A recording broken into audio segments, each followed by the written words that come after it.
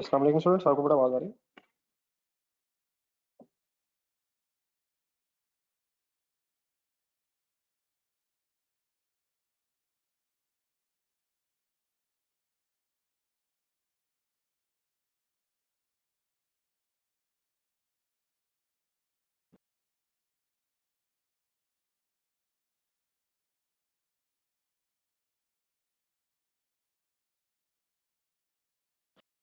सबसे पहले तो बेटा इस तरह कीजिएगा। ये मैं कल क्वेश्चन नंबर 8 का एक पार्ट एक आंसर लिख रहा था। मेरा ख्याल है शायद कुछ लोगों का भी कंप्लीट नहीं हुआ था, तो अगर किसी का रहता है तो काइंडली यहाँ तक इकट्ठे हो जाएंगे।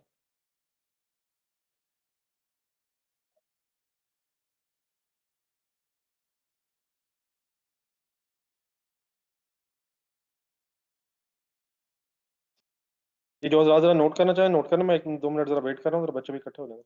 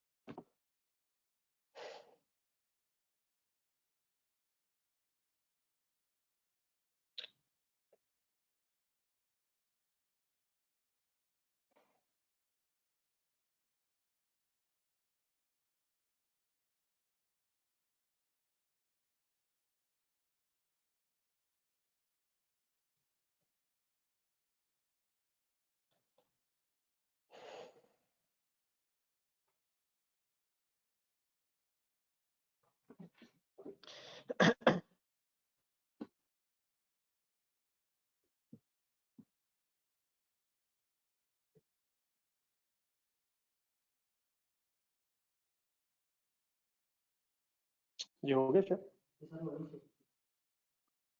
ये बेटा ये कुछ अब लिख तो नहीं रहा इस वक्त। नेक्स्ट रिक्वायरमेंट्स की तरफ चलते हैं। काइंडली बता दें ज़रा, नोटेड है अभी यहाँ तक, जहाँ तक पहुँचे था।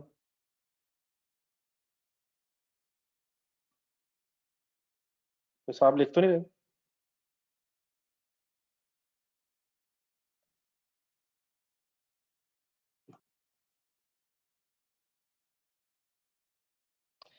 देन बेटा ज़रा बी रिक्वायरमेंट पे आ जाओ।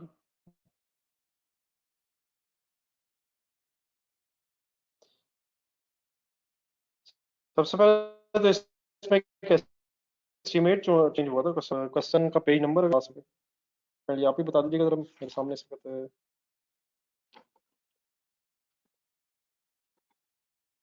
पेज नंबर 242 है मेरे पास। ठीक है, ठीक है। 41-42 B requirement sir, show the journal entries that need to be processed. ठीक है जी, आज जनरल एंट्रीज सोचता हूँ।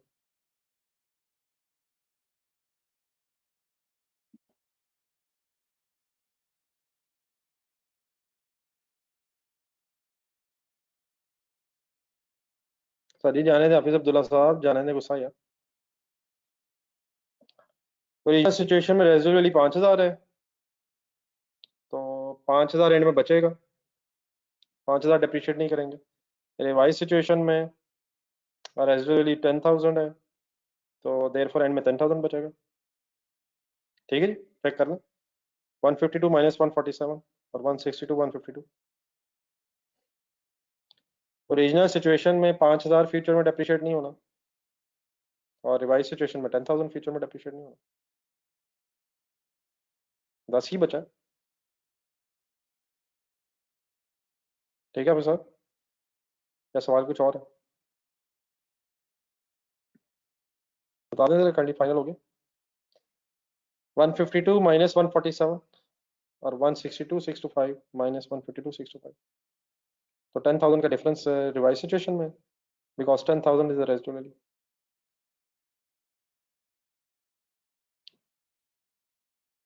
जी आप साहब चले आगे फिर।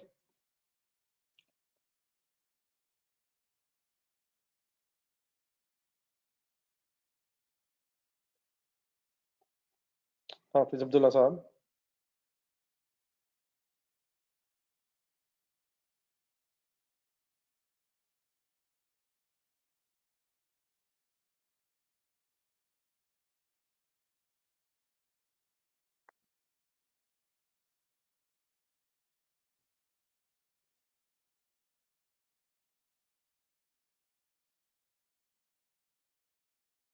तो सर जी ये तो ओरिजिनल सिचुएशन है यार। सर जी ये तो ओरिजिनल सिचुएशन में तो 5000 है, तो 5000 ही है ना ओरिजिनल सिचुएशन में रेजिडुअल वैल्यू। रिवाइज सिचुएशन में 10,000 है। चलो ठीक है जी सर।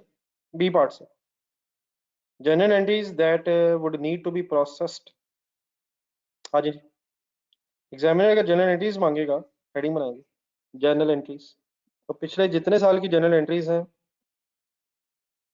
जितने सालों की जनरल एंट्रीज हैं, वो पिछले सालों में, वो सॉरी करंट ईयर के स्टार्ट में पिछले सालों का इफेक्ट आएगा और रिटेन अर्निंग्स के थ्रू, और करंट ईयर की एंट्रीज, अब इसको भी आज फाइनल करना, करंट ईयर की एंट्रीज करंट ईयर के थ्रू आएंगे। लेकिन ये जनरल एंट्रीज आप बनाने के लिए पहले आप इस तरह करें, को हाफ पेज रख लें, इसके नीचे पहले वर्किंग करें, हाफ पेज रख लें जनरल एंट्रीज की हेडिंग लिख के बी रिक्वायरमेंट, और वर्किंग करें जरा, उस वर्किंग की बेस पर हमें डिसाइड करना पड़ना है। और वर्किंग में डेफिनेटली हम ए रिक्वायरमेंट में अब एस्टीमेट चेंज के बारे में सोच चुके हैं कि क्या क्या होना है, जरा एरर के एंगल से अब सोच रहे हैं। तो अपने सामने क्वेश्चन जरा रख लें। एक एरर हुआ था इक्विपमेंट में, उसको जरा एक नजर रिवाइज करना। स्टार्ट नहीं प्लीज, इकट्ठे हैं सारे, स्पीड हो जाए, स्पीड अप हो जाए, बहुत टाइम वेस्ट कर दिया हमने स्टार्ट करते करते।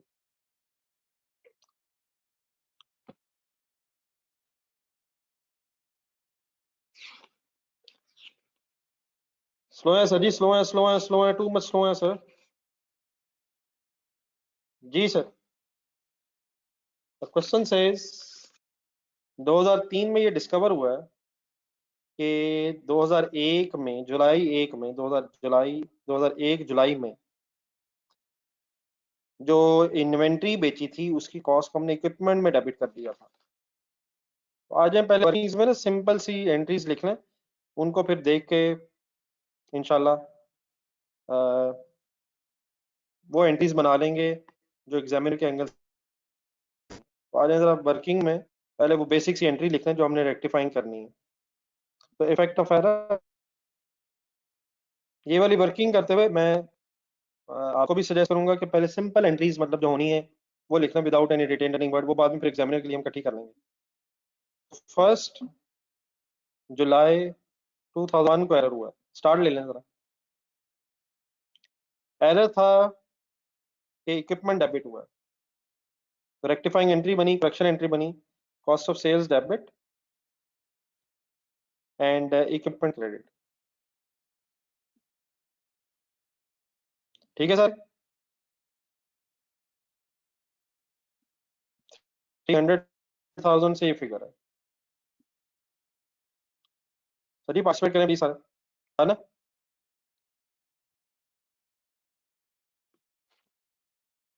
डन है sir.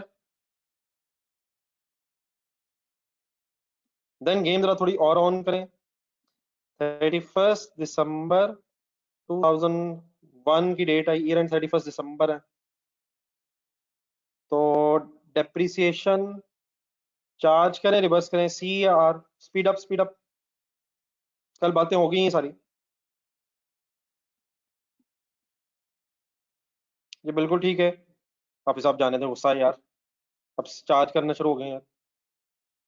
Depreciation, accumulated depreciation debit और डेप्रिसिएशन क्रेडिट। इक्विपमेंट पहले डेबिट था तो यार डेप्रिसिएशन गलती से ज्यादा चार्ज हुई होगी। ठीक है हाफिज Abdullah,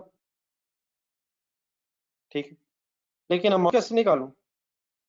3 lakh divided by 3 lakh divided by life ढूंढने जरा के, बल्कि रेट दिया हुआ सी पॉइंट में, रेट दिया हुआ 10% इक्विपमेंट्स का, और मल्टीप्लाइड बाय 6 क्यों कर रहा हूँ?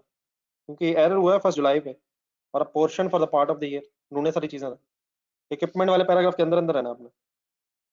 तो ये 15,000 बनता है। ठीक हो गया? ठीक हो गया?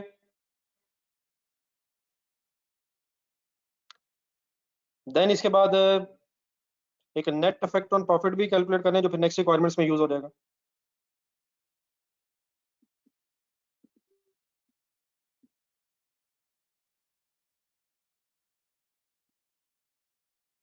करें हिम्मत। Net effect on profit for 2001 is, ये आपने बताना, एंट्रीज गौर से देखें। नहीं बेटा, सिर्फ उससे नहीं, मतलब नेट बताएं, फाइनल बताएं मुझे।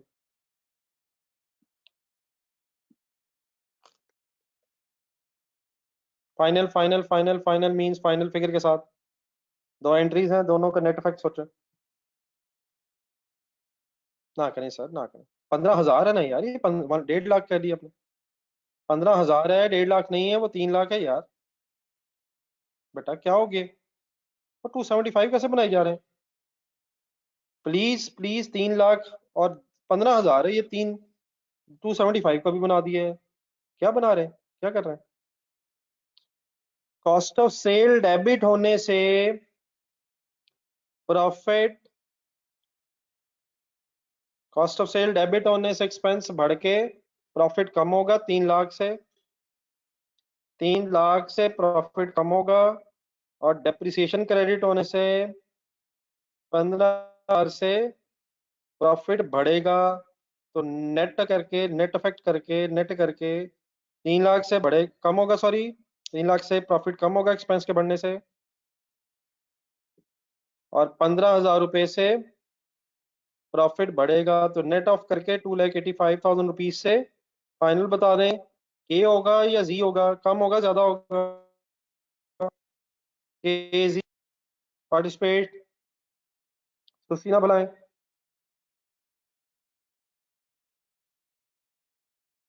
जी डिक्रीज होगा, ठीक है, कम होगा। नोट करें यहाँ तक। स्पीड अप होने, स्पीड अप होने, क्वेश्चन और होना है इसके बाद इंशाल्लाह। ओके ओके ओके, डिक्रीज होगा, ठीक है।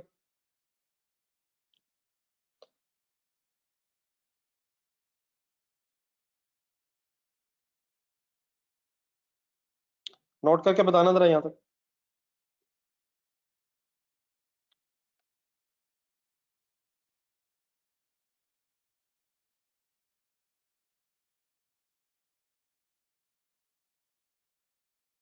आगे बेटा बताएं, आगे क्वेश्चन पढ़ें, देखें, बताएं कुछ और भी होगा अगले सालों में। कंसंट्रेट करें, पार्टिसिपेट करें, अब ये चीजें खत्म होनी चाहिए। 31 दिसंबर 2002 में भी क्या डिप्रिसिएशन चार्ज हुई होगी? कौन सा साल आ गया हुआ है? 2003 आ गया हुआ है। क्या टू में भी चार्ज हुई होगी? टू में भी चार्ज हुई होगी, क्योंकि गलत कैपिटलाइजेशन हुई हुई थी। ठीक है जी, इस साल भी रिवर्स करेंगे। जी बिल्कुल ठीक है, रिवर्स करेंगे, रिवर्स करेंगे। लेकिन इस साल कितने से रिवर्स करेंगे, कर लें हिम्मत। Accumulated depreciation debit, depreciation credit कैसे वर्किंग करेंगे? 3 लाख इंटू 10%।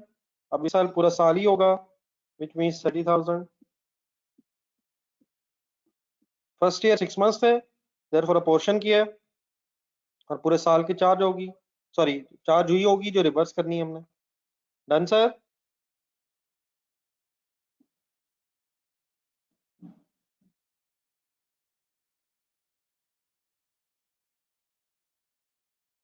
आगे चलें सर।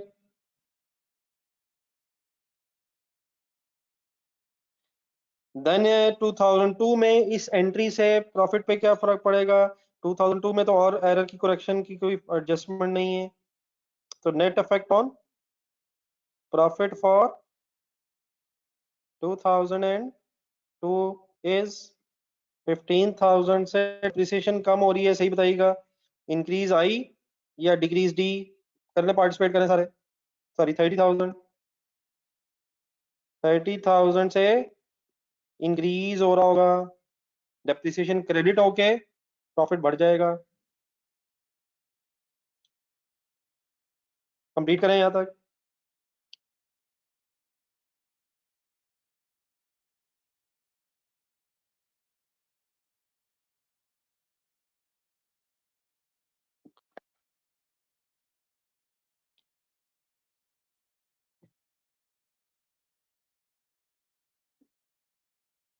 ये सप्ताह बड़ा ज्यादती कर रहे हैं यार।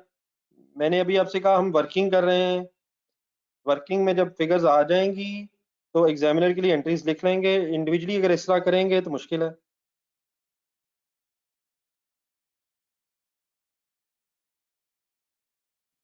एग्जामिनर वाली एंट्रीज तो अभी करने लगे हैं हम, उसके लिए अपनी एक वर्किंग फाइनल कर रहे हैं।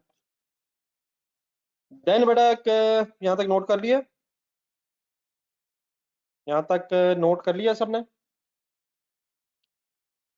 ये काइंडली जरा पेज नंबर 241 पे जाइएगा, थर्ड लाइन इंपॉर्टेंट है इसमें। Third line,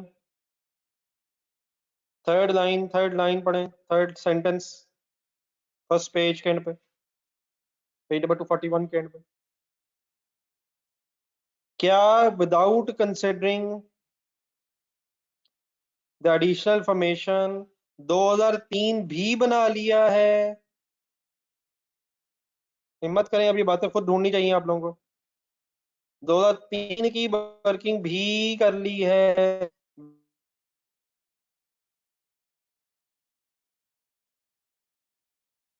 without considering the effect of error. तो क्या 2003 में भी फिर गलती से चार्ज, यस नो में आंसर दे दें जरा। 2003 में भी क्या चार्ज हो गई होगी? तो देयरफॉर क्या करेंगे, 2003 में भी करेक्शन करनी पड़ेगी। क्यों? 2003 की फाइनेंशियल स्टेटमेंट बना दी है, एडिशनल इन्फॉर्मेशन अभी कंसिडर ही नहीं की। तो आज वाइंड अप कर लें, 2003 में भी सेम एंट्री रिपीट हो जाएगी विद सेम अमाउंट, पूरा साल ही इन्वॉल्व है इसमें भी। Accumulated depreciation debit, depreciation account credit by rupees 30,000 as it is. First year में 6 मंथ्स था इसलिए 15,000 आ रहा था। और finally net effect on profit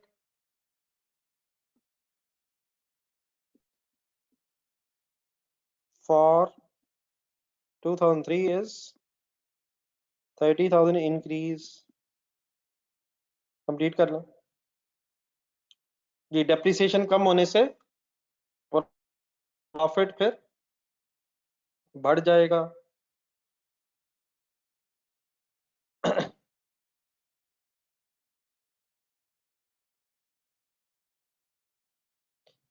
तो ठीक है, एग्जामिनर को एंट्रीज तो रिटेन्ड अर्निंग्स के थ्रू लिख के दिखानी है, लेकिन वो हम शायद डायरेक्टली पहुंच नहीं पाए, वो उसमें मिस्टेक पॉसिबल है। तो देयरफॉर पहले अपने आप को जरा बेसिक सी एंट्री लिख के कंफर्टेबल कर लेना चाहिए। ठीक है जी, नोटेड है।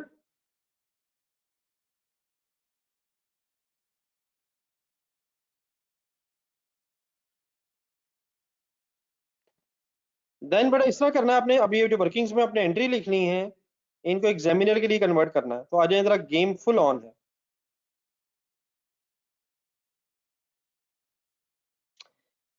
फर्स्ट एंट्री से शुरू करें, पिछले सालों की जो एंट्रीज हैं, पिछले साल की जो एंट्रीज हैं, हम 2003 में हैं,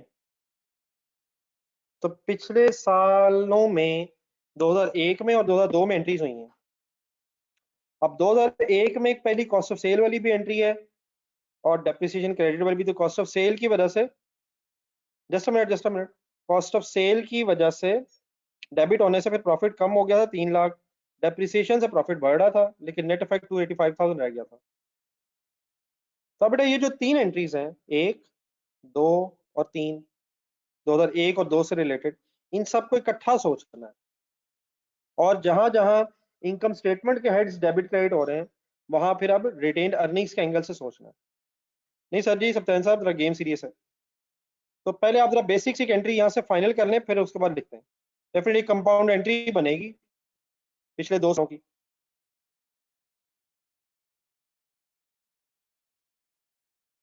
सुने जरा गौर से, कॉस्ट ऑफ सेल डेबिट हो रही है। तो कॉस्ट ऑफ सेल डेबिट का मतलब क्या हुआ कि कॉस्ट ऑफ सेल बढ़ रही है, उसके बढ़ने से क्या होगा, एक्सपेंस बढ़ रहा है। प्रॉफिट कम होगा। ठीक है, तो ऐसा ऐसा जरा रहिएगा।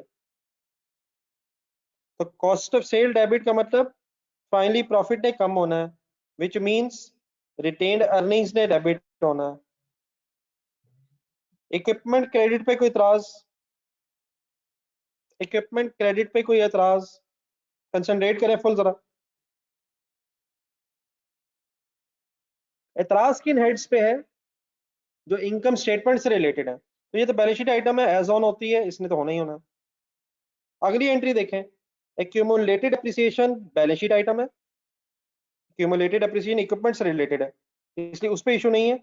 लेकिन जो डेप्रिसिएशन क्रेडिट हो रही है, डेप्रिसिएशन क्रेडिट का मतलब एक्सपेंस कम होकर प्रॉफिट बढ़ रहा है, तो प्रॉफिट बढ़ने का मतलब रिटेन्ड अर्निंग्स क्रेडिट होंगी। ठीक है,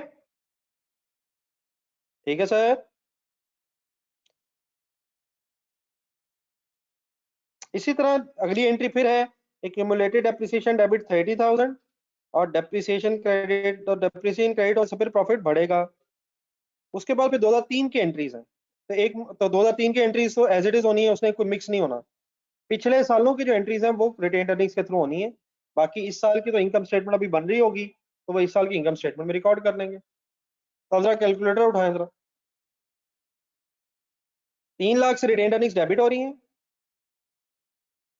15,000 और 30,000 रुपए से रिटेन अर्निंग्स क्रेडिट हो रही हैं। तो इसको फाइनल अगर नेट ऑफ किया जाए तो cost of sale debit 3 lakh minus 15,000 और माइनस 20,000, 45,000 रुपए से रिटेन अर्निंग्स क्रेडिट हो रही हैं, और 3 लाख रुपए से रिटेन अर्निंग्स डेबिट हो रही हैं। तो नेट ऑफ अगर आप करेंगे तो पहले लिखना, पहले लिखने की जल्दी ना करनी, नहीं करनी आपने, पहले देखना गौर से। तो 1 जनवरी 2003 पे खड़े होके पिछले सालों की रिटेन अर्निंग्स फिर, पिछले सालों की रिटेन अर्निंग्स हमारी फिर 3 lakh minus 45,000, 3 lakh minus 15,000 and minus 30,000। तो रिमेनिंग अमाउंट आ जाएगी 2,55,000 से फिर नेट करके हमारी रिटेन अर्निंग्स डेबिट होंगी। ये ठीक है यहाँ तक? हाफिज बड़ा ना करी यार, प्लस थोड़ी होना इसने। हाफिज साहब ध्यान से फंसा चीजें देखें। 3 लाख से डेबिट है रिटेन अर्निंग्स, काम संजीदा है प्लीज। और 15,000 रुपया और 30,000 रुपए से रिटेन अर्निंग्स क्रेडिट है। 15,000 और 30,000 रिटेन अर्निंग्स क्रेडिट है। तो 15,000 वो बेटा मैं कर देता हूँ ठीक, उसको छोड़ा, वो तो 1 मिनट में ठीक हो जाए ना, उसको छोड़ा। 15,000 और 30,000 मीन्स 45,000 से रिटेन अर्निंग्स क्रेडिट है। जी सर जी, 30,000 रिटेन अर्निंग्स बढ़ रही है और 3 लाख से कम हो रही है यार। तो नेट करके फिर कितना बनेगा? ठीक है, नहीं सिर्फ 30,000 से नहीं बढ़नी सर, 15,000 भी डेप्रिसिएशन क्रेडिट हो रही है। 2001 में 15,000 और 2002 में 30,000, टोटल 45,000 से रिटेन अर्निंग्स बढ़ रही हैं और 3 लाख से कम हो रही हैं। तो इन अदर वर्ड्स 2,55,000 से कॉस्ट ऑफ सेल नेट बढ़ने से हमारा फिर प्रॉफिट मींस रिटेन अर्निंग्स बढ़ जाएंगी। ठीक है, जब क्लियर है प्लीज?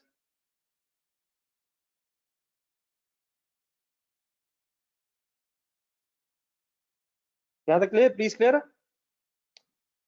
आगे चले। देन आप पेंडिंग एंट्रीज खुद देखें जरा। एक्यूमुलेटेड, या पहली एंट्री से शुरू करें। इक्विपमेंट तो क्रेडिट हो रहा है 3 लाख से एक दफा ही, तो वो तो एज इट इज आ जाएगा 3 लाख, 3 लाख क्रेडिट हो जाएगा।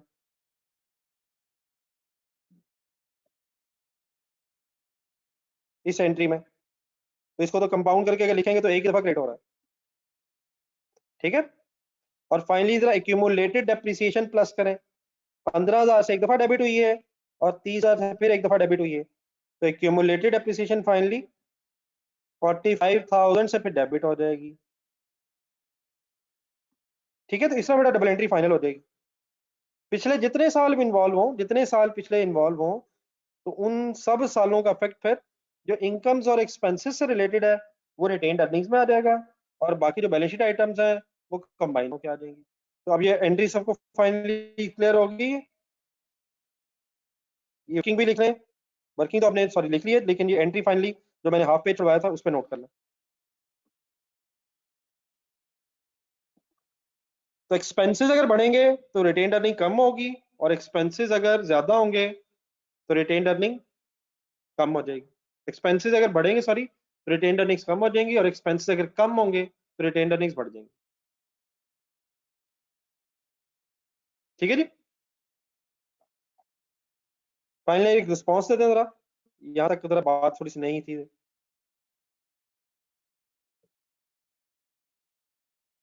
जी अभी पिछले जितने साल होंगे, इस साल से पिछले साल,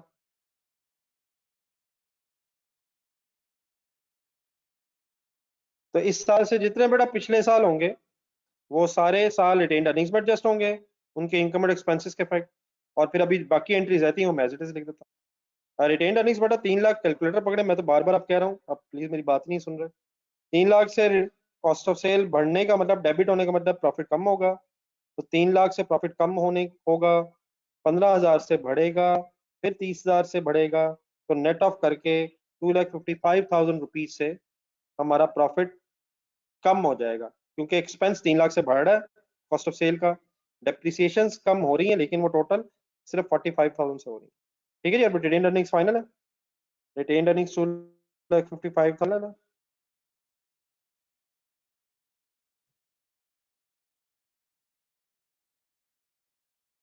चलें सर जरा बाइंड अप कर लें। फिर 31 दिसंबर 2003 है, 2003 की जो एंट्रीज है वो एज इट इज रिकॉर्ड हो जाएंगी, तो वो तो आप एज इट इज दोबारा देख के लिख लें एग्जामिनर के लिए। Accumulated appreciation debit, depreciation credit 30,000,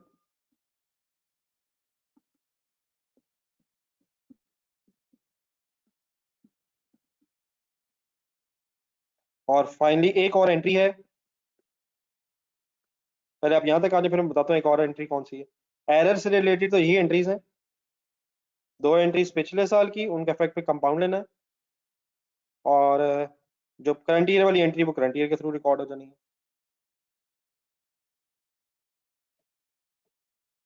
यहाँ तक लिख के जरा करंट बता दीजिए।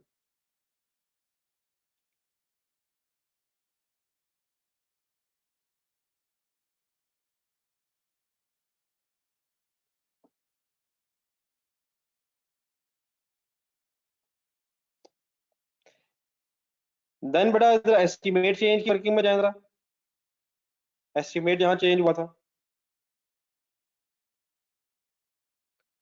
एस्टिमेट जहाँ चेंज हुआ था, 1 मिनट जरा कैंडी वहां जाइएगा जरा, जहाँ एस्टिमेट चेंज किया था। एस्टिमेट चेंज में भी हमारी एक एंट्री है, करंट ईयर में हमने एस्टिमेट चेंज करना था, लेकिन उसको भी दोबारा देख लें जरा क्वेश्चन। एस्टिमेट चेंज किए बगैर ही, सही तरह फाइनल करें चीजें, एस्टिमेट चेंज किए बगैर ही स्टेटमेंट ऑफ फाइनेंशियल पोजीशन भी बन गई है, एडिशनल इंफॉर्मेशन को कंसीडर किए बगैर, तो पेज नंबर 241। तो इसकी क्या सिग्निफिकेंस है कि अगर विदाउट कंसिडरिंग एडिशनल इंफॉर्मेशन ये फाइनेंशियल स्टेटमेंट्स बन गई हैं। एस्टिमेट चेंज की वर्किंग में अब चार्ज तो होनी चाहिए थी इस साल 13,875 रुपीज, 13,875 रुपये चार्ज होने चाहिए थे रिवाइज सिचुएशन में, लेकिन without changing the estimate financial statements बन गई हैं। देयरफॉर चार्ज हुई कितनी होगी, 24,500 ओरिजिनल डेप्रिसिएशन।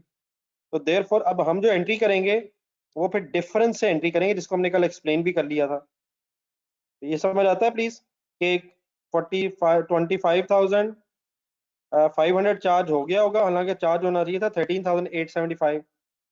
तो ये जो 10625 है, इससे हम डेप्रिसिएशन फिर अब चार्ज सी करेंगे या रिवर्स आर करेंगे, फाइनली सही पार्टिसिपेट कर लें जरा,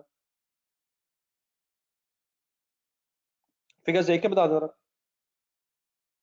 जी वो तो हमने बेटा लिख लिया हुआ है, वो इंशाल्लाह हम फाइनल कर लेंगे। जी रिवर्स करेंगे क्यों, क्योंकि 24,500 चार्ज हुई होगी ओरिजिनली, हालांकि होनी चाहिए थी 13,875। तो फिर जो डिफरेंस है 10625, इसकी डेप्रिसिएशन हम करंट ईयर में ही रिवर्स करेंगे, तो ये करंट ईयर में ही रिवर्स कर देंगे। जी बिल्कुल ठीक है, ठीक है, ठीक है। तो इसकी भी एंट्री लिखा finally, accumulated appreciation debit, accumulated depreciation debit by rupees 10625, and depreciation credit, अब ये डेप्रिसिएशन वर्ड यहाँ क्यों लगा रहा हूँ, क्योंकि ये करंट ईयर की एंट्रीज हैं जो करंट ईयर में ही ठीक हो जाएंगी।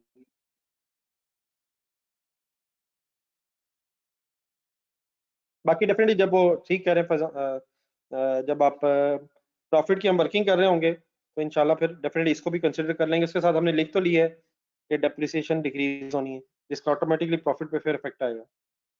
तो एक एरर हुआ हुआ है, एक एस्टीमेट चेंज हुआ हुआ है, तो एस्टीमेट चेंज और एरर के फिर अब इफेक्ट्स इनकॉर्पोरेट करते हैं। बहरहाल ये डबल एंट्री करने का तरीका समझ आ गया।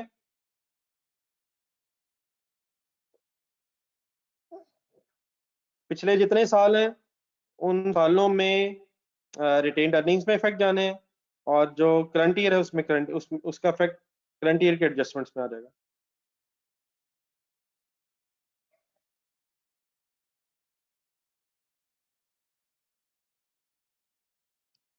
जी फाइनली मुझे यहाँ से रिस्पॉन्स जरा चाहिए कि आप लोगों ने नोट कर लिया है नहीं, फिर मैं आगे चलता हूँ।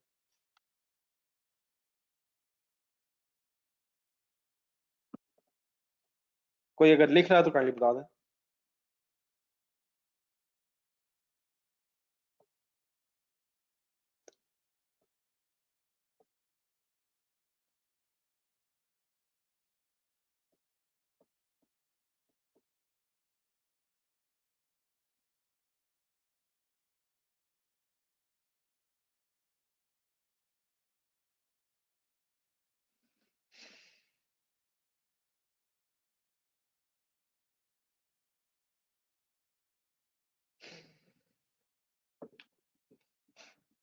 चलिए सर, फिर रिक्वायरमेंट सी की तरफ। रिक्वायरमेंट सी में फिर तीन चीजें हैं, statement of comprehensive income, retained earnings column and statement of financial position, बनाए headings.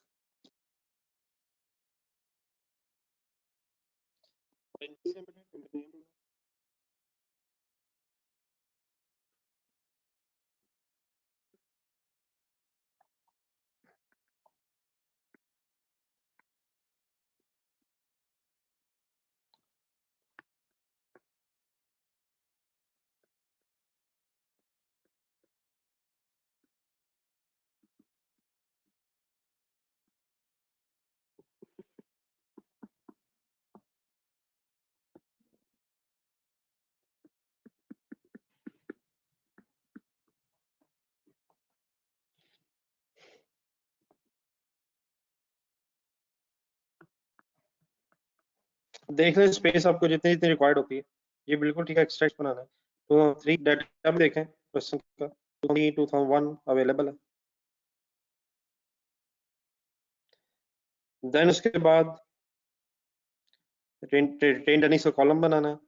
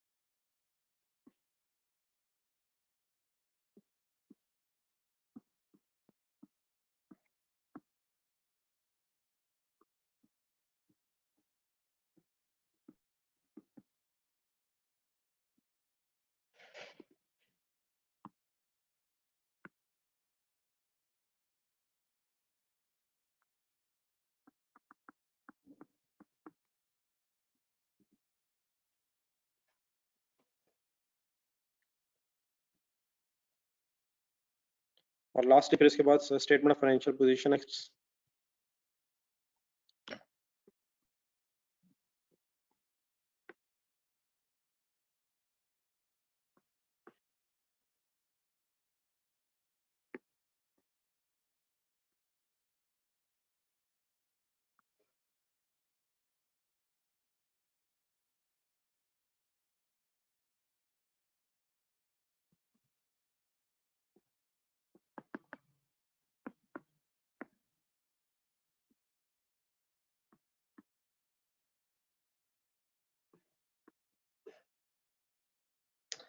Statement of financial position में शायद 2 सालों की इंफॉर्मेशन है कंपैरेटिव फॉर्म।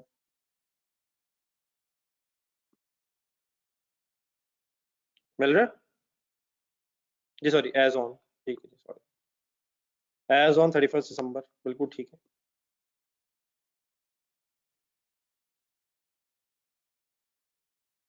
हेडिंग्स कंप्लीट करके स्टेटमेंट ऑफ प्रॉफिट लॉस पे आ जाएगा। अब एक दफा फिर देख लें, चीजें वाइंड अप होनी चाहिए।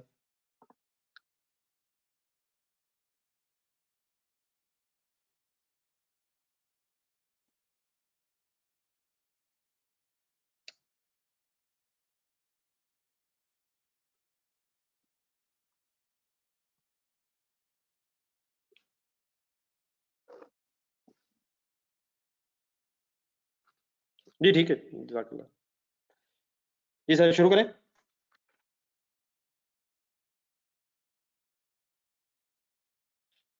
चलें, अगर नाम लिखना से रह गया तो नाम छोड़ें, बाद में फिर लिख लेते हैं। आप वर्किंग शुरू करें। जी सर, प्रॉफिट बताएं 2000, प्रॉफिट फॉर द ईयर 2002 का, या खुद से करें जरा वर्किंग? एक मिनट, खुद से करें जरा। 2002 का डाटा ढूंढें, खुद से वाइंड अप फाइनल मुझे आंसर बताएं। 250 गिवन है क्वेश्चन, और ढूंढे जरा 2002 में प्रॉफिट 30,000 से बढ़ रहा है, तो रिवाइज फिगर आ जाएगी 20,000। ठीक है,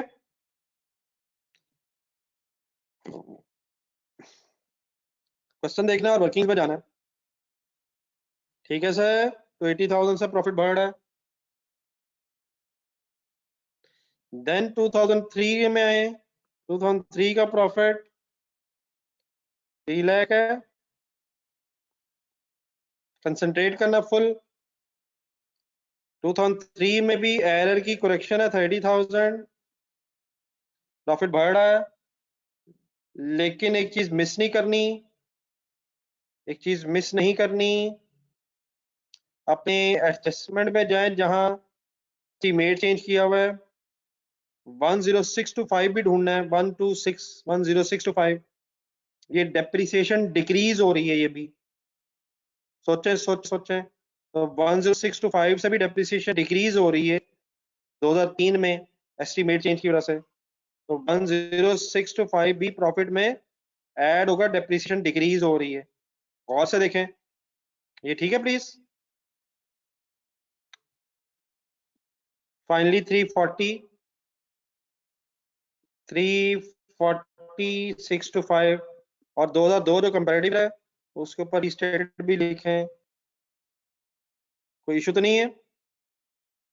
ये 30 एरर है और 10625 एस्टीमेट वाला चेंज है करंट ईयर में।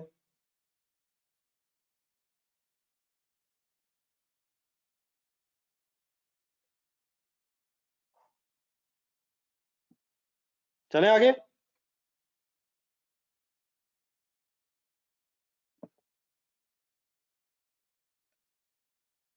देन चेंजेस इन इक्विटी में आ जाए। ठीक है, ठीक है, चेंजेस इन इक्विटी में आ जाए। चेंजेस इन इक्विटी जरा डेट बता दें, स्टार्ट का सब कुछ देख फाइनल बताएं।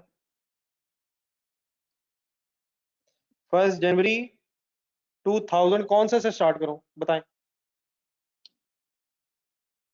जी। बेटा सितंबर 2001 से शुरू किया नहीं जा सकेगा, 2001 से नहीं कर सकते।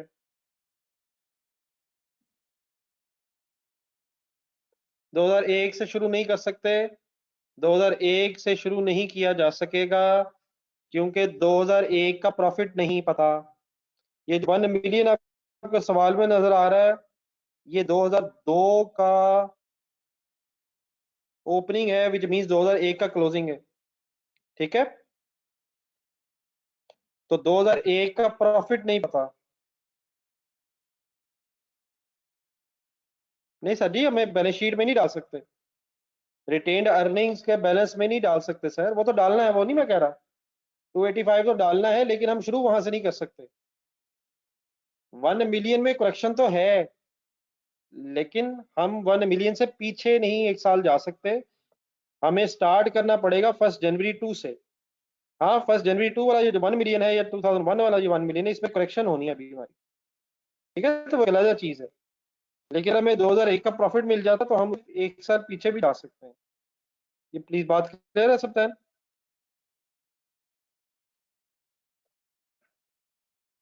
तो what will be the starting point? 1st January 2002, which means 1 million छोड़ दें, बस ठीक है। अब 1 मिलियन पे एक मिनट रुकें, 1 मिलियन पे रुकें। क्या इसमें 2001 तक के प्रॉफिट्स होंगे? प्लीज पार्टिसिपेट करें सारे। इसमें 2001 तक के प्रॉफिट्स होंगे? ये बिल्कुल होंगे। अब आप प्लीज जरा वर्किंग्स में जाएं, एरर वाली वर्किंग में जाएं। क्या 2001 वाले प्रॉफिट में हमारा कोई इफेक्ट है? 2001 के प्रॉफिट में हमारा कोई इफेक्ट है? जी बिल्कुल ठीक है। तो 2001 का जितना भी प्रॉफिट होगा उसमें 280,000 285,000 का इफेक्ट आना है। बिल्कुल ठीक है, 285,000 नहीं आना है। कॉस्ट ऑफ सेल ने भी आना है और डेप्रिसिएशन ने भी आना है, तो उसको हमने नेट ऑफ किया हुआ है। तो हेडिंग यहाँ effect of question of error, effect of correction of error which becomes to 8,85,000, और प्रॉफिट कम हो रहा है इसलिए माइनस कर रहा हूँ। ठीक है, तो कंफ्यूजन तो नहीं? फाइनली यहाँ फिगर आ जाएगी 7,15,000, और एक किस दिन का रिस्टेटेड बैलेंस आ जाएगा? 1 जनवरी 2002 का रिस्टेटेड बैलेंस आ जाएगा। तो balance as on 1 January 2002, but now it is restated. चीजें फाइनल होनी चाहिए सर अब जहन में, बाकी कंप्लीट करें, बस यही चीजें सोचने वाली होती हैं।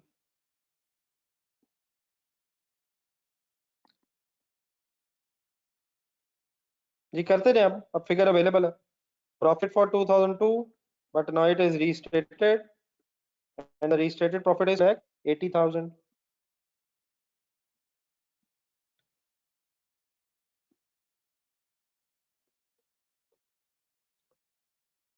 Finally balance as on 1 January 2003 कह लें या 31 दिसंबर 2002 कह लें, बात एक ही है, क्लोजिंग ओपनिंग बनना है। रीस्टेटेड, तो 715 प्लस 280, 995,000।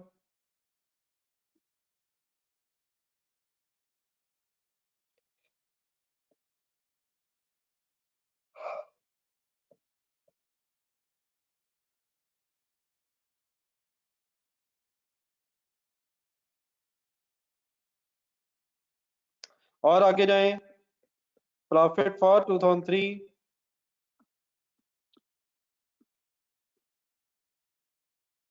कहां से फिगर आ रही है प्रॉफिट की? Statement of profit loss expect जो आपने बनाया रिवाइज 340 625।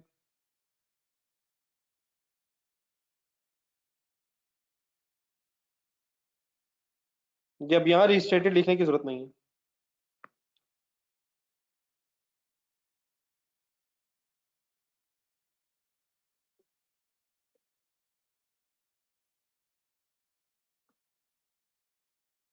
तो finally the balance as on 31 December 2003, which becomes 995 plus 340, 1335, 1335 625।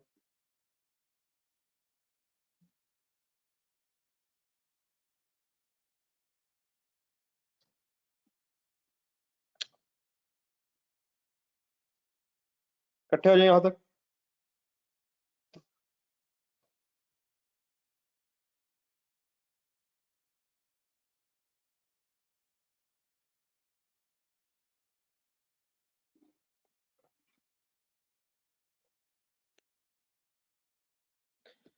Note कर लिए तो कैंडी बताना था।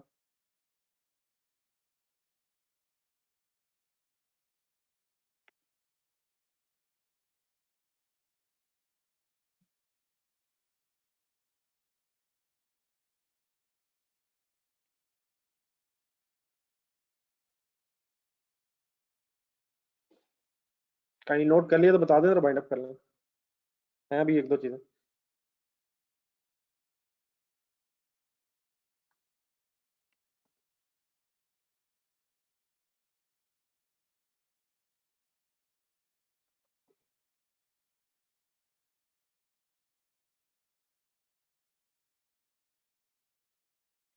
नहीं sir, statement of financial position में आ जाए, आपको लिख तो नहीं रहा?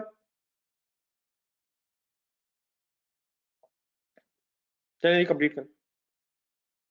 स्टेटमेंट ऑफ फाइनेंशियल पोजीशन बनाने का तरीका वही है जो स्टेटमेंट ऑफ प्रॉफिट लॉस का है। ओरिजिनल फिगर्स देखें जो क्वेश्चन में गिवन है और उनमें एडजस्टमेंट्स करें। जी जरा ओरिजिनल फाइनेंशियल स्टेटमेंट्स देखें, original statement of financial position. अच्छा इसमें एक छोटा सा डिसीजन ले लें जरा, जैसे आप फिर चाहेंगे वैसे कर लेते हैं हम। हमें बेटा प्रॉपर्टी प्लांट इक्विपमेंट की फिगर भी अवेलेबल है और उसी के नीचे फिर उसी का ब्रेकअप भी अवेलेबल है डिफरेंट एसेट्स में। तो अब प्रॉपर्टी प्लांट एंड इक्विपमेंट के अंदर एडजस्टमेंट कर लें मशीनरी और इक्विपमेंट दोनों, या लहदा फिगर्स उठा के उसमें एडजस्टमेंट कर लें, जैसे आप कहेंगे। स्टेटमेंट ऑफ फाइनेंशियल पोजीशन में वैसे नॉर्मली फिगर तो अभी कंबाइंड ही आनी है, उसका ब्रेकअप बहरहाल है। क्या ख्याल है आपका? चलिए कोई डिवाइडेड ओपिनियन है, मेरा ख्याल है कि फिर डिवाइडेड ओपिनियन अगर है तो फिर मेरी ही मान लें।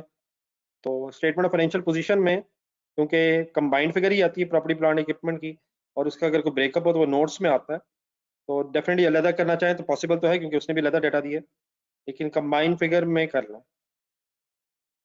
ठीक है, फिर अगर किसी का दिल अगर करे तो वो सेपरेटली भी कर लीजिएगा, लेकिन एक करवा दें काइंडली ताकि मैं आपको याद करा दूं, बाकी फिर आप इंडिविजुअली करने की कोशिश कीजिएगा।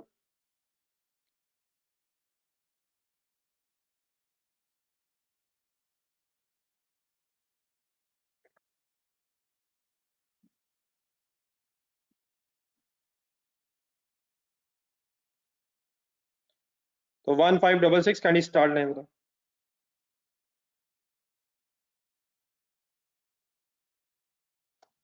1566 एक फिगर करवा दें जरा। Property plant equipment non current asset setting लिख लें।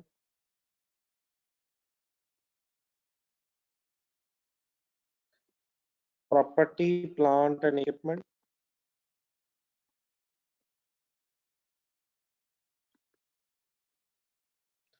तरीका वही है, 2001 की फिगर है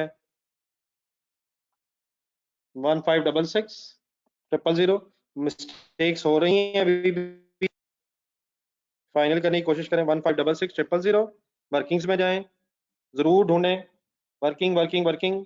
2001 में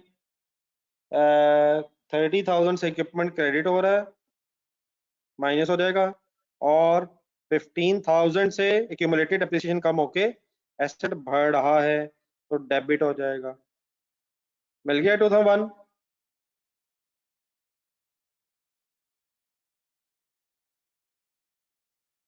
जी अलहदा अब इकट्ठा करने की बजाय अलहदा अलग कर लें, तो फाइनली बड़ा ये फिगर आ जाएगी आपके पास, रीस्टेट आ जाएगी 1281,000।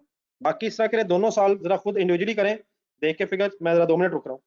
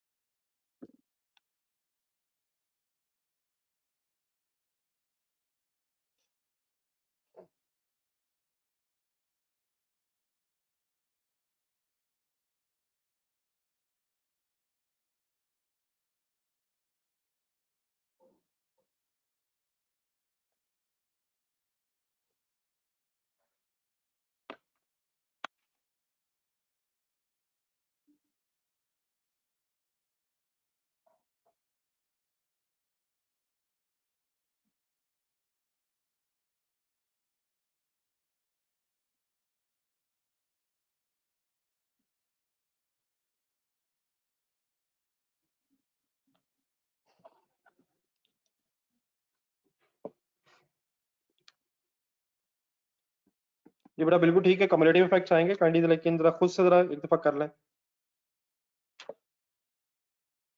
जी ठीक है, 11,136,500 बिल्कुल ठीक आप लोगों ने कैलकुलेट किया। गिवन फिगर है 13,91,500 माइनस 3 लाख और प्लस 15,000 तो एज इट इज दोबारा हो जाएगा।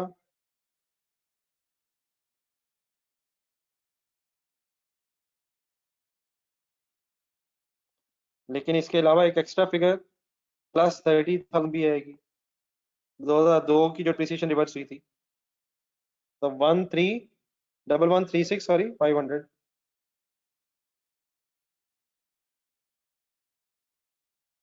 नहीं बेटा 2003 की फिगर आपकी ठीक नहीं है।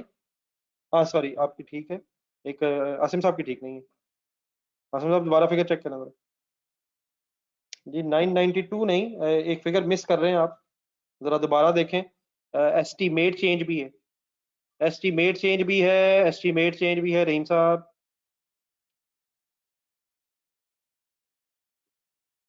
टू थाउजेंड थ्री की फिगर्स गिवन फिगर है 1217,000 माइनस 3 लाख प्लस 15,000 प्लस 30, ये तो कम्युलेटिवली पिछली एडजस्टमेंट्स आ गई, प्लस 30 2003 में भी है, देखें देखें वर्किंग्स में, और और एक प्लस 10625 एस्टीमेट चेंज भी प्रॉपर्टी प्लांट एंड इक्विपमेंट में अफेक्ट कर रहा है। तो डेबिट हो रहा है, ये डेबिट क्रेडिट सही देखें जरा।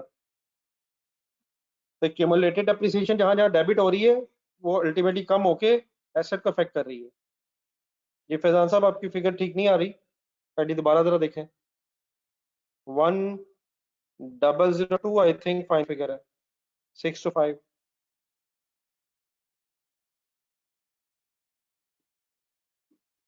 देख लें, किसी की फिगर अगर गलत है दोबारा रीचेक कर लें।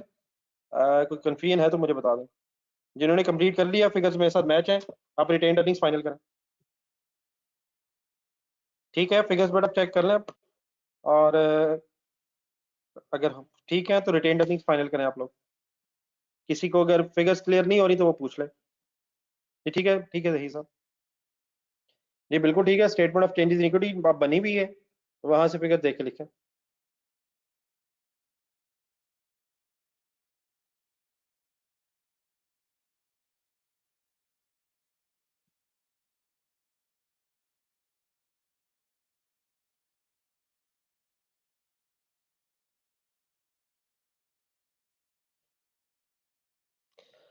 तो एस्टीमेट चेंज में भी एक क्यूमुलेटेड एप्रिसिएशन डेबिट इफेक्ट है, तो उससे भी प्रॉपर्टी प्लांट इक्विपमेंट में जो एसेट्स हैं वो इंक्रीज कर जाएंगे। ये as it is statement of change in equity में है, वो फिगर्स रिटेन्ड अर्निंग्स में आ जाएंगी। तो इक्विटी रिटेन्ड अर्निंग्स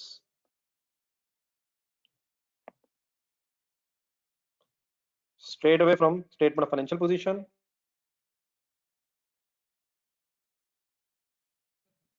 कैसे फिगर्स आ जाएंगी सोचें, ढूंढे फिगर्स। 715 मैं फिगर्स लिख रहा हूँ, मैं से मैच करनी का। 715 आई थिंक आएगा, फिर 995,000 हो जाएगा, और फाइनली फिर 3 दी क्लोजिंग फिगर्स आनी है रिस्पेक्टिव ईयर्स की। 1335 6 to 5।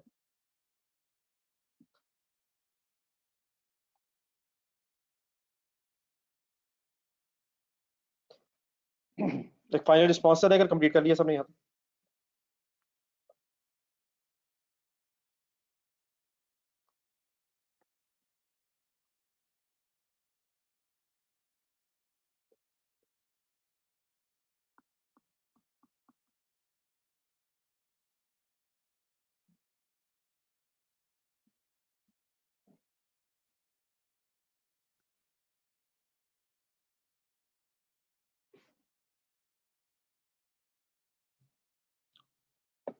जी कोई हिसाब रहे तो नहीं गए।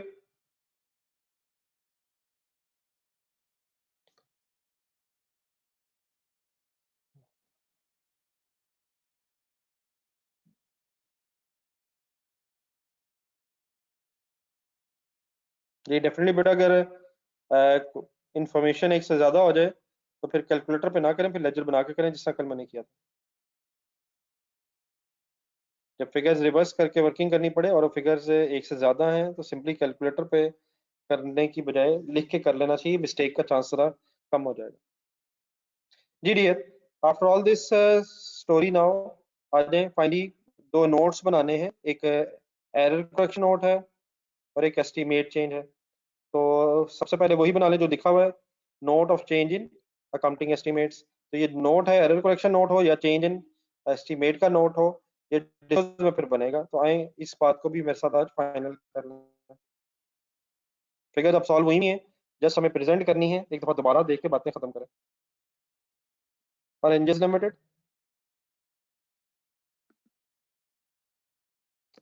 Oranges limited statement of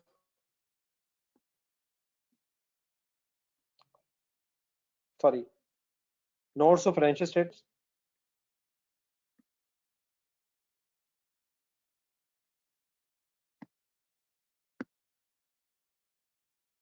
notes of financial statements,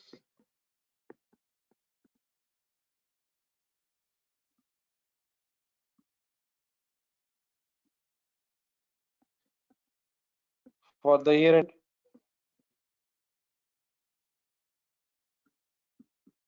31st December 2003, change in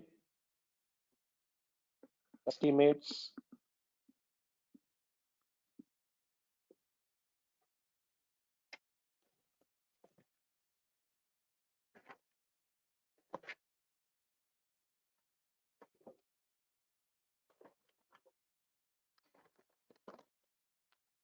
यहाँ तक हेडिंग लिख के जरा पेज नंबर 237 पे जाना जरा आपने।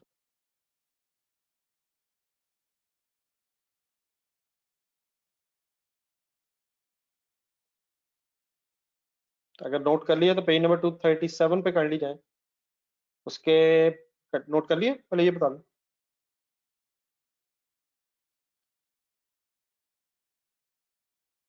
उसके बिल्कुल मिड में जाके क्वेश्चन नंबर 2 जहाँ लिखा हुआ है अकाउंटिंग एस्टिमेट्स की हेडिंग में, क्वेश्चन नंबर 2 से जस्ट ऊपर डिस्क्लोजर्स वर्ड लिखा हुआ है। तो दो तरह के डिस्क्लोजर्स दिए जाते हैं एस्टिमेट अगर चेंज हो जाए। Number 1 nature of change in estimate, एक तो ये बताना है एस्टिमेट कौन कौन सा चेंज हुआ है। एक चेंज हुआ, दो हुए हैं, जो अभी हमारे क्वेश्चन में इंफॉर्मेशन है वहां से फिर मैं दिखाता हूँ। और सेकेंडली फाइनेंशियल इफेक्ट का मतलब होता है अमाउंट बतानी है आपने। Financial effect means financially amount बतानी है of change in estimate in current and future year profits. Current year के प्रॉफिट पे और फ्यूचर ईयर के प्रॉफिट्स पे एस्टिमेट चेंज करने से क्या चेंज आएगा, वो आपने फिगर बतानी, कितने रुपए का चेंज आएगा। अब यहाँ प्रायर ईयर एरर का इसलिए जिक्र नहीं है, प्रायर ईयर की फिगर का सिर्फ लिखा हुआ है current year and future periods के अपने प्रॉफिट के इफेक्ट बताने हैं, क्योंकि पिछले सालों में एस्टिमेट का चेंज इफेक्ट होता ही नहीं है। पिछले सालों में जो हो गया उसको हम कुछ नहीं करते अगर एस्टिमेट चेंज हो जाए, हम सिर्फ करंट ईयर और फ्यूचर पीरियड्स में एडजस्टमेंट करते हैं।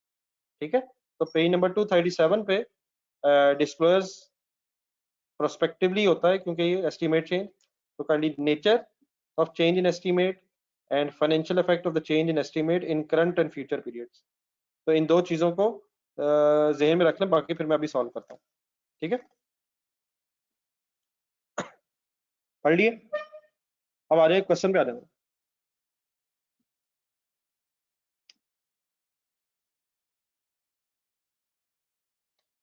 तो आ जाए क्वेश्चन में, हमारे क्वेश्चन में अब डेफिनेटली बताया होगा कि what is the nature of change.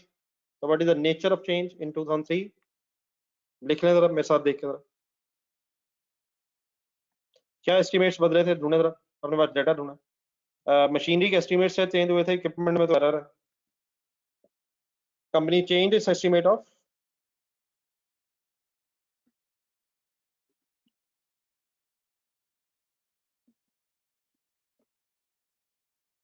जी बिल्कुल ठीक है। दो, company change its estimate of residual value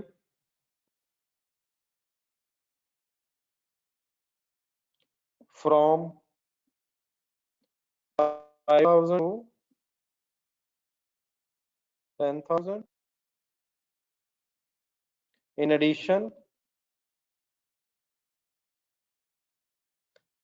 company changed its estimate of residual value from 5,000 to 2,000. In addition, it also changed, company also changed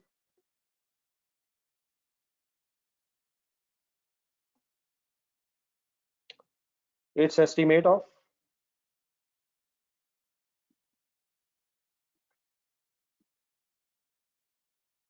useful life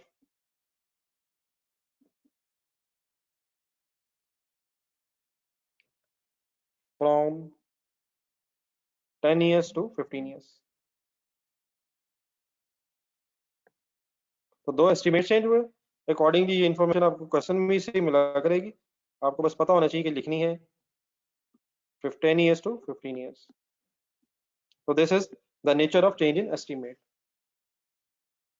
तो estimates review किए जाते हैं जिन basis पे assets को डेप्रिशिएट किया जा रहा हो, और अगर महसूस हो कि वो चेंजिंग सर्कमस्टांसेस में अब वैलिड नहीं है, सही नहीं है, तो देन फिर उनको रिवाइज किया जाता है, और उसकी बेस पे फिर फ्यूचर की बस डेप्रिसिएशन चेंज होती है, करंट ईयर की और फ्यूचर की, और उसके फिर नोट्स टू फाइनेंशियल स्टेटमेंट्स में शेयर होल्डर्स को डिस्क्लोज भी देने होते हैं। तो पहली बात ठीक समझ आ गई है, nature of change in estimate.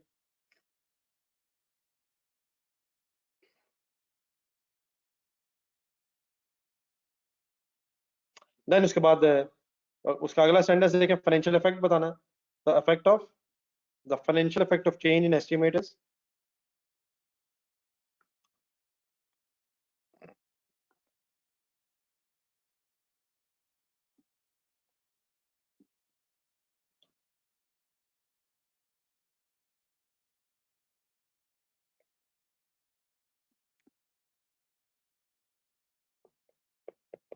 जी वो मैंने बेटा जो जो यहाँ लिखना जो है वो मैंने आपको पार्ट ए में बता दिया था।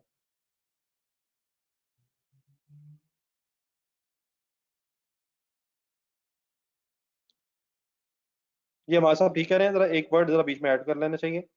The company has change estimate of machinery, machinery का वर्ड बीच में स्पेसिफाई होना चाहिए।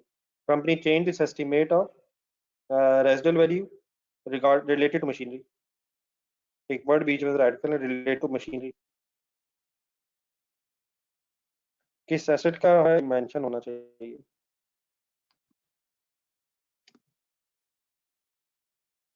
ठीक है जी, प्लीज जरा एंड में जहाँ 10,000 लिखा था रिलेटेड टू मशीनरी वर्ड लगा लें, एसेट भी मेंशन होना चाहिए। ठीक है, लिख लिया।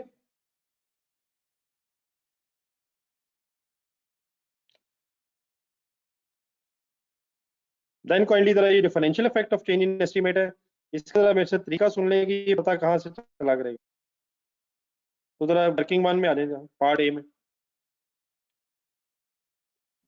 ये पार्ट ए में बेटा मैंने जो सारी डिटेल आपके सामने रखी थी, उसका मकसद ही ये था कि जरा फिगर सामने आ जाए। तो इसमें बेटा सिंपली क्या देखना है आपने, ये वाली लाइन जरा देखें जो मैंने राइट साइड पे लिखी है। फाइनली करंट ईयर में डेप्रिसिएशन डिक्रीज होनी है और फ्यूचर ईयर्स में डेप्रिसिएशन इंक्रीज होनी है। लेकिन आपने बेटा जो पेज नंबर 235 पे पढ़ा है, जरा एक दफा दोबारा पढ़ें, पेज नंबर 237 पे, सॉरी पेज नंबर 237 पे जब एस्टिमेट्स चेंज होने हैं तो आपने डेप्रिसिएशन का नहीं बताना कि डेप्रिसिएशन करंट ईयर में बढ़ी है कम हो रही है, आपने एस्टिमेट के चेंज पे करंट और फ्यूचर ईयर के प्रॉफिट्स पे इफेक्ट बताना। ठीक है, तो प्रॉफिट के इफेक्ट, तो मीन्स टू से कंसंट्रेशन सुनने फिर मैं लिखता हूँ अभी, करंट ईयर में डेप्रिसिएशन 10,625 से कम होनी है, लेकिन हमारा प्रॉफिट पे क्या फर्क पड़ेगा, फिर प्रॉफिट इंक्रीज हो जाएगा। और अगले सालों में जब डेप्रिसिएशन बढ़ेगी तो प्रॉफिट कम हो जाएगा। और मीसो से हमारा जो सेंटेंस होगा डिस्क्लोजर में, वो इसी चीज को कैसे एक्सप्लेन कर रहा होगा, इसी चीज को कैसे एक्सप्लेन कर रहा होगा, जरा देखिए जरा। करंट ईयर में क्या हुआ है, डेप्रिसिएशन कम हुई है, जिससे क्या होना है, increase in current year profits, current period profits.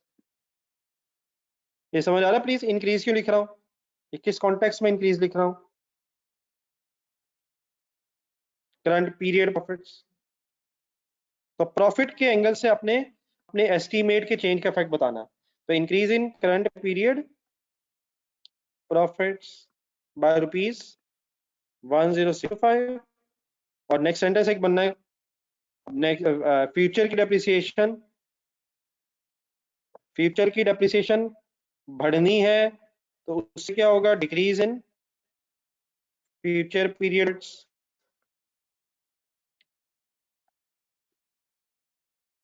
Bye ₹5625। तो करंट ईयर में प्रॉफिट्स बढ़ने हैं और फ्यूचर पीरियड्स में प्रॉफिट्स डिक्रीज होने हैं। क्लियरली समझ आ गया? करंट ईयर में डेप्रिसिएशन कम होके प्रॉफिट्स बढ़ेंगे और फ्यूचर ईयर में डेप्रिसिएशन बढ़ के प्रॉफिट्स कम हो जाएंगे। तो आपने अल्टीमेटली प्रॉफिट के इफेक्ट्स आइडेंटिफाई करने होते हैं। नोट कर लें, कोई कंफ्यूजन है तो जरूर बताएं।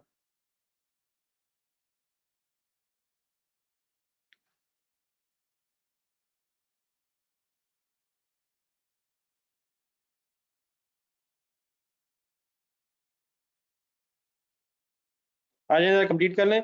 एक डिस्क्लोजर वही है जो काफी दिनों से बन रहा है। सेकंड लिखें, effect of correction of error, which means error correction note, correction of error note.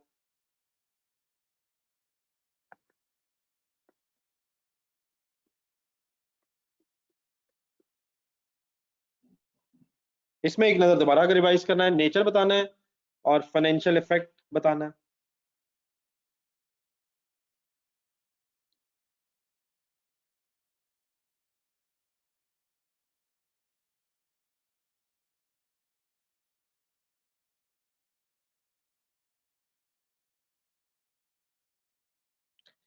Page number 235 I think था।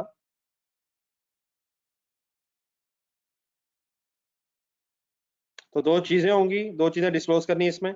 एक तो नेचर ऑफ एरर क्या है, और फिर लाइन आइटम्स पे उसका क्या इफेक्ट है। ठीक है, फाइनेंशियल, ये इसका इसका डिस्क्लोजर वही है, स्टेटमेंट ऑफ कंप्रिहेंसिव इनकम और स्टेटमेंट ऑफ फाइनेंशियल पोजीशन की लाइन आइटम्स पे, और कंपैरेटिव बताना। ठीक है,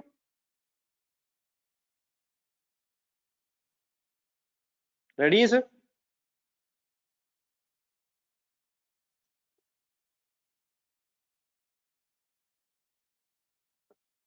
जी सर, आए बिस्मिल्लाह पढ़ें। ड्यूरिंग द ईयर एंडेड, अब ये भी आपको अपने क्वेश्चन में से ढूंढना है। During the year ended